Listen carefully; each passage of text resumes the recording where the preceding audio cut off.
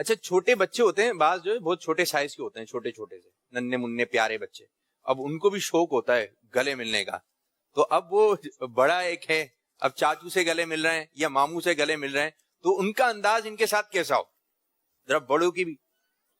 بڑے سے تو پھر وہ بعض اوقات ٹیبل پہ چڑھ کے یا کرسی پہ چڑھ کے بھی گلے مل لیتے ہیں, ملنا ہوتا تو اپنے خاندان کے بڑوں سے.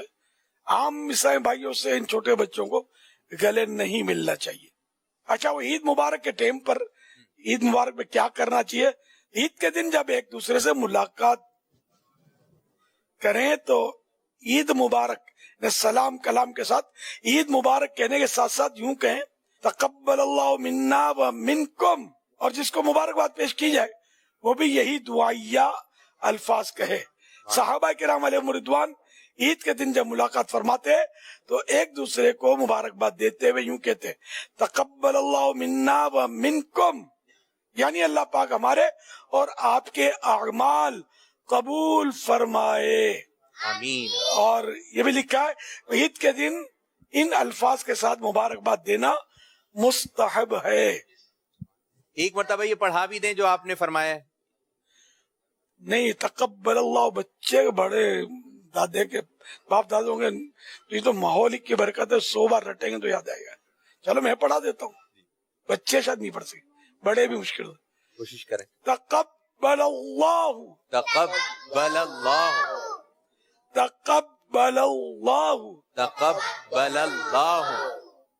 اچھا بڑے نہ بولیں اگر تو بچوں کی آواز آئے.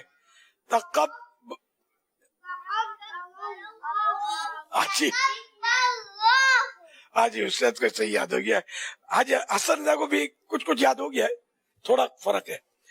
تقبل اللہ. اب یہاں کے بچے نہیں بولیں گے, اسکرین کے بچے بولیں گے, تو اب خالی آپ لوگ نہیں بولنا. تقبل اللہ. آپ نہیں بولو نا, ان کی میں سنوں نا.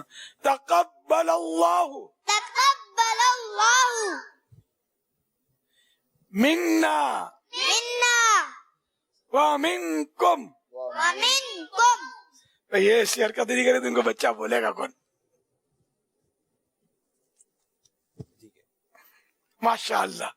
اچھا یہ عید کے دن کی مبارکباد اس طرح دینا مستحب ہے. تقبل اللہ منا ومنکم.